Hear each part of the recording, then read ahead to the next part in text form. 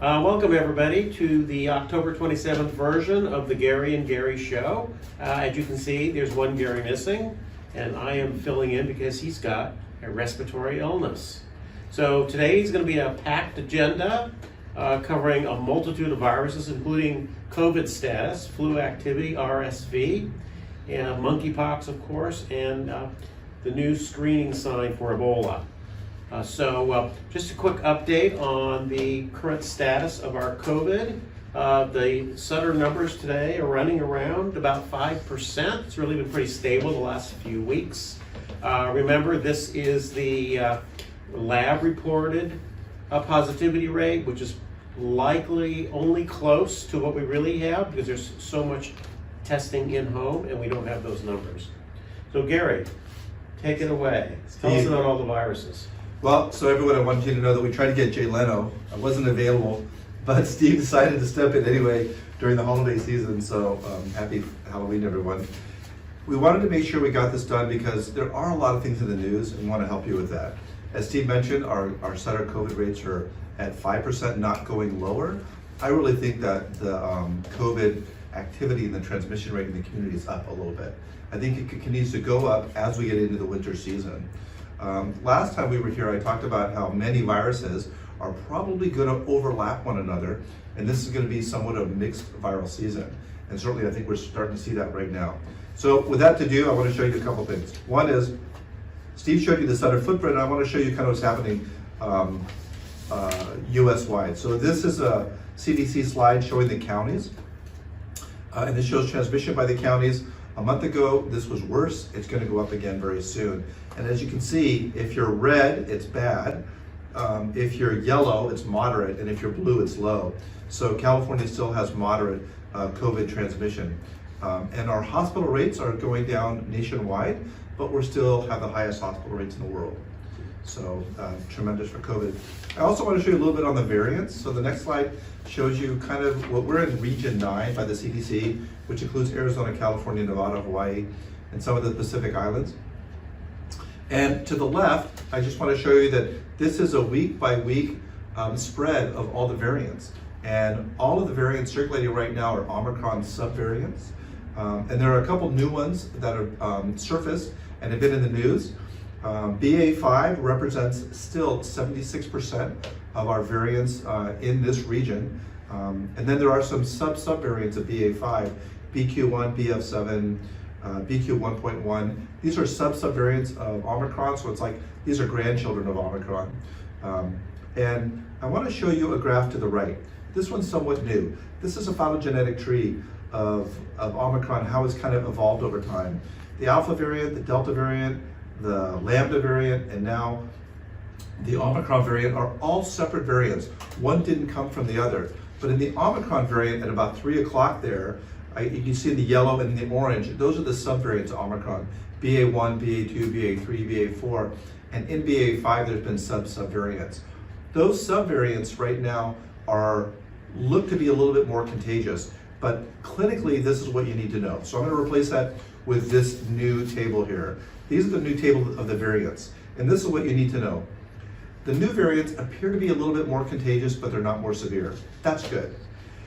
If they become much more contagious or have better viral fitness, then they'll overtake the BA5 Omicron strain.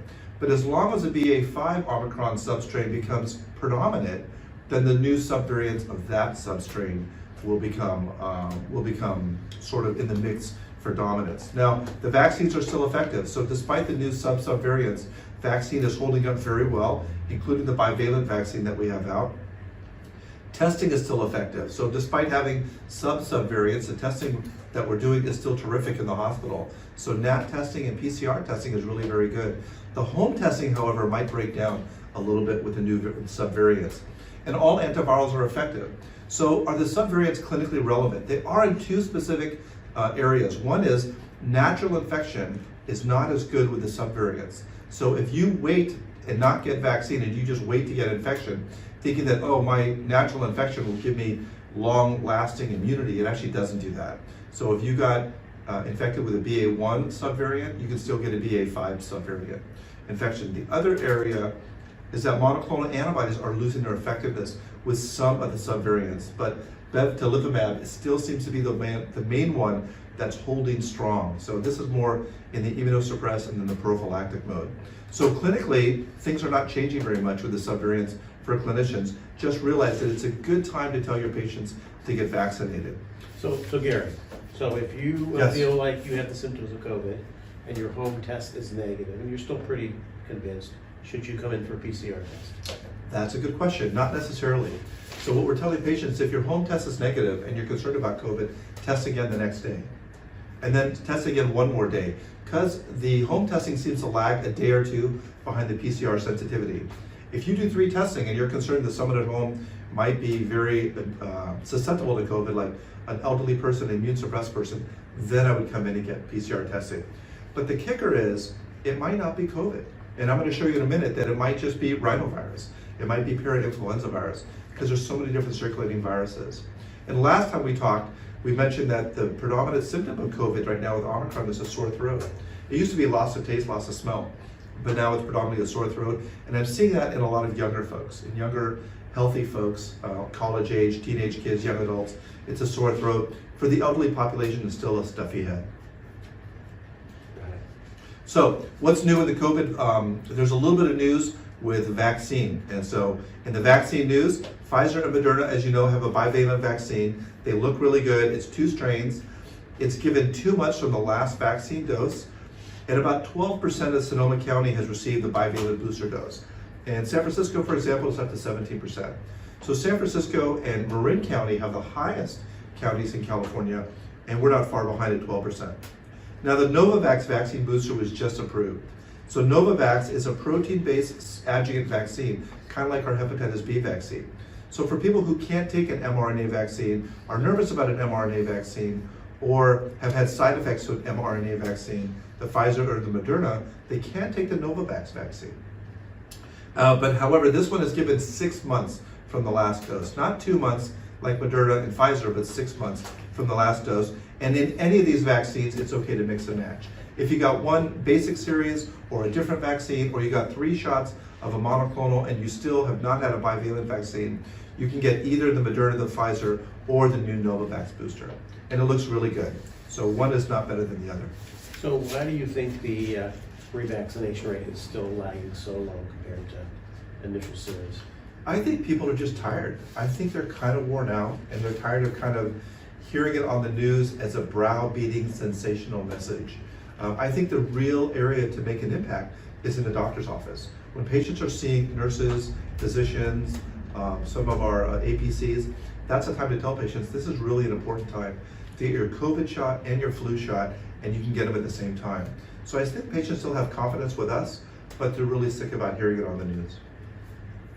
So we're going to move to the next topic. So we're going to move to influenza. Now this is where this talk is going to be a little bit of CME-ish. And on the CME front, I'm going to tell you just sit back, drink a glass of wine, have a beer, and kind of enjoy the information. Because I want to give you sort of a basic understanding of viruses and then jump into where the numbers are. So first of all, it's been a respiratory year already. And this comes from CDPH, this first graph. This shows you kind of where we are week to week on all the viruses. And the top virus here is rhinovirus. So rhinovirus, enterovirus is always around, and it certainly gets worse in the winter season. RSV is on the rise. So I put RSV there in a dotted blue line, and RSV is going up, and sometimes RSV predates influenza. The next most common virus is parainfluenza. Then influenza comes in about 5 to 7%. And then there's a mix of SARS-CoV-2, adenovirus, and metapneumovirus. Those are all coming in close to one another. At the very bottom there, there's some seasonal coronavirus. So it's a real mix of viruses. RSV, influenza, and COVID, SARS-CoV-2, I put in red because they're in the news and these have mortality associated with them. So let's start with RSV. There's been a lot of hubbub in the news about RSV. It was in the Press Democrat. To the left is a scanning micrograph of RSV. And as you can see, it's kind of a filamentous.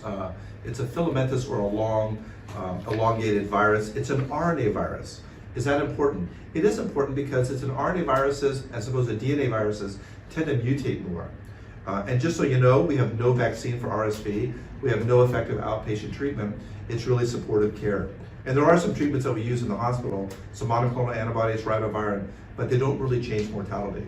So to the right is a cartoon of RSV virus. It looks like a lot of other viruses. And I'm going to show you some very interesting data from public health. The next slide shows you from California Public Health where we are with RSV. Now I'm going to put an arrow on an orange line. The arrow on the orange line shows you last season of RSV, which there was actually an early season. And then I'm going to put a darker arrow on the blue line, and that's where we are right now. So our RSV season is going up much faster than last year's early RSV season. And so this kind of shows year by year where RSV has been, and this year we're already seeing a banger year. Now the next slide is interesting. Let me spend a little bit of time here. This slide shows you the death rate in California due to RSV. And what I want to show you, this is broken down by years, so each column represents a different season of RSV, and then the different colors represent different age groups of people that have not survived. And what I want to impress here is that RSV affects every age group. So respiratory syncytial virus can affect the very young and the very old, but we all can get infected. The very young and the very old often get hospitalized. And remember, in elderly, frail patients, it presents as wheezing. It's more of a bronchiolitis than it is a pneumonia. But what I really want to impress here, and I'm going to put a box around the last season we had. In the last season, if you notice, elderly patients actually have the highest mortality. So we all think of RSV as a pediatric disease, and it's filling hospitals right now, especially in the southeast, with a number of cases as the winter season is colder and people mix more, kids are in school, we're seeing an RSV bump in children and hospitalizations. But what we worry about is not just mortality in children, we also worry about mortality in the elderly. And I'll even show here on this graph in the green represents a 50 to 65-year-old group. So there is even mortality for RSV in 50 to 65-year-olds and in the elderly. So that's just kind of to let everyone know that it's a good time to wear a mask, wash your hand, and be careful. Any question about RSV? What do you think about that? I was surprised at that information. I always thought it was a pediatric problem. Yeah, I do too. And what you really don't want to see is, you don't want to see this kind of go into a nursing home like we see with influenza. An outbreak in a nursing home would be tough. Now let's move to influenza virus. Influenza virus, as you know, is an RNA virus, but if I'm going to put a little, this is an electron micrograph of influenza virus. It can also be filamentous, but look to the right to the cartoon. This is a cartoon of a cross-section of influenza virus. I'm going to put a little red box, a dashed box in the middle of that. There are 7 to 8 pieces of influenza virus. So it's not all one RNA strand, because each of these pieces can actually mutate on their own. And that's why influenza virus, as opposed to RSV virus and coronavirus, can mutate very rapidly. We see that antigenic drift and antigenic shift. Now the next thing I want to do is I'm going to go over a little bit of the nomenclature. The spikes on influenza virus represents proteins. Now the blue one, I'm going to call that hemagglutinin. Hemagglutinin is a very important spike protein that's involved with attachment to the host cells of our respiratory system, as well as the virulence. And the other spike, the pink one there, is going to be called neuraminidase. So the two important proteins on the surface of influenza are hemagglutinin and neuraminidase. And that's how we talk about influenza A. So there are many types of hemagglutinin molecules, many types of neuraminidase molecules. So you're going to hear us talk about H3N2 influenza A, H1N1 influenza A. And that's based on the characteristics of these spikes, and that determines contagiousness and it determines virulence. H1N1 and H3N2 can be both pretty virulent influenza strains. So now you have that background for influenza. How does the activity look? This is where things stand by the CDC on something called FluView. And as you can see, red is high activity. There's a lot of activity for the flu in Texas, parts of the Southeast, New York, New Jersey, Washington, D.C. They're seeing high amounts of flu activity. We're seeing moderate amounts in places like New Mexico, and we're seeing low amounts, but they're increasing in places like California. So this is nationwide activity for the flu right now. We're on the cusp of the flu season, and in places like Texas and the Southeast, the flu season's already here. So it's an early arrival of the flu season. The next slide comes from California Department of Health. This is just showing you the map of California, and for California, there's more flu activity in the south, a little bit in the middle section, and less in the north. So we're actually seeing a little bit of influenza activity. But I'm going to put a couple stars on this. There's a star in Sonoma County. because for the Sutter footprint, we're seeing a lot of influenza already. And then it started in Los Angeles County, because Los Angeles is seeing a little bit more flu activity. Across the country, 5.3% of swabs are positive for influenza right now, and that's pretty big. But I have some good news to that. Now, 71% of the swabs in California are H3N2, and 3.4% are H1N1. So Australia last year had an H3N2 year, and it was a big flu year.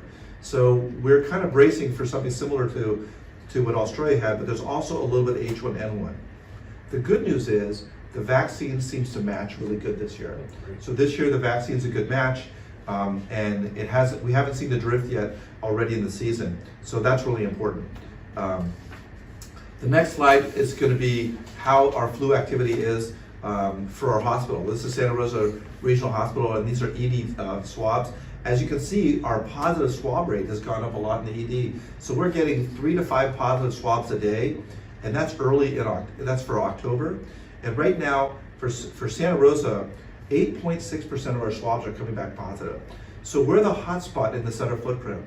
Our hospital has the highest positive flu rate currently, and maybe that's because of people coming here during the crush, coming here to Wine Taste. We have a little bit more of mixing with the population as people come inside for tourism.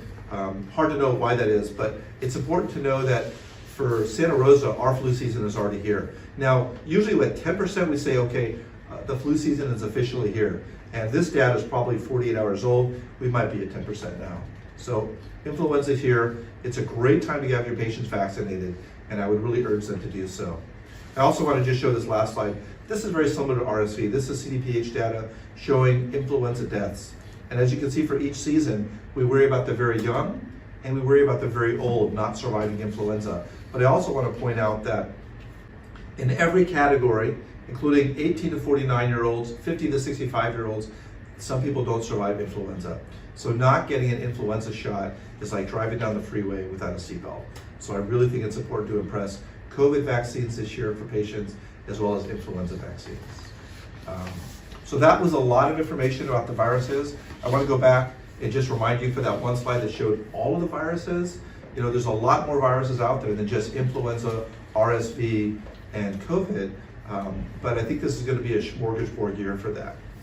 And then Steve, last time we did this video, we actually included this section called In the News. What does in the news mean? And this means that what do you need to know that's been in the news, but it's not really going to impact your practice. But just in case patients ask you. So I put 2 things in the news category. One is monkeypox. Cases are going down. Isn't that great? Finally, the CDC has said, okay, consider it as an STD. And if you are considering monkeypox, look for other STDs as well. HIV, syphilis, chlamydia, gonorrhea, herpes. So it's important to consider this as not a separate disease entity, but think about other STDs. It's still in the gay and bisexual community. We haven't seen it spill over yet, but that may still happen. And then also in the news, I want to mention Ebola virus. So Ebola virus is still going strong in Uganda, and this is a Sudan strain of Ebola virus. Currently, there's over 90 cases, probably over 100 by now. There's been about 44, 45 deaths. It appears to be pretty darn virulent.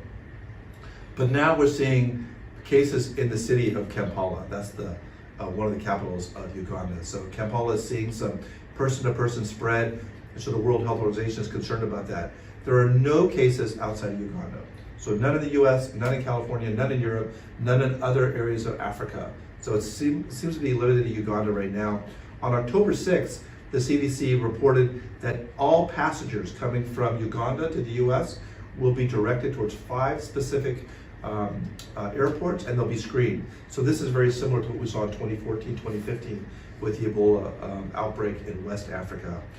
That's not really important for us. We're likely not to see it in Santa Rosa. Just to remind you, Ebola has an incubation period of about 8 to 10 days. That's kind of typical. And I want to just put here, the reason why I want to put the Ebola virus in here is Sutter put out a no-do share. It looks like this on the left. And then we're going to have these signs in the front of all ambulatory buildings for Sutter. And this is by the direction of the Public Health Department. They're asking and mandating this for everyone, just to put signs out to tell patients if you've been to Uganda in the last 3 weeks or had close contact with someone in Uganda in the last 3 weeks, and you have a fever, to alert someone, and then you'll call me, and then we'll know what to do. Right. A lot of information. Didn't mean to hit you with too much too hard, but a lot of stuff in the news, and I think that's going to be helpful because we're going to move into a flu season and a respiratory season. All right, well, I think the message is pretty obvious. Get your vaccines. Yeah, that's basic messages. It's a great time for flu and COVID vaccines. I would vaccinate now. Don't let people wait. Some of my patients have said, well, what if the season starts late? Well, it's not going to. The season's here right now. Have you had your vaccine yet? No, but I'm going to get on it right Are you? away. Well, I wonder if we'll vaccinate this guy. What do you think? He could use it. This guy looks a little grumpy, so maybe we won't vaccinate him. Thanks, everyone. We hope Gary feels better. Yep.